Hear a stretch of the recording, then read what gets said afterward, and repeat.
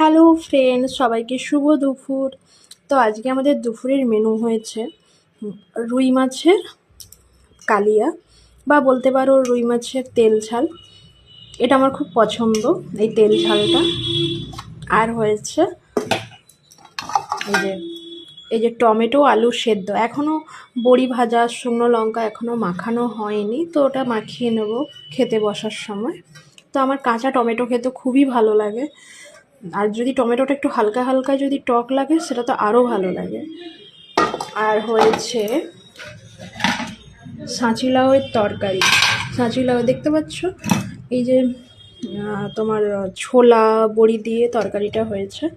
সাঁচি লাউ ঠিক বলে না, ওই যে সাঁচি লাউয়ের মতো দেখতে, ওটাকে কি বলে যেন, তো অনেকে ওটাকে কাঁকড় বলে, তো আমি ঠিক বলতে পারছি না ওটার নামটা।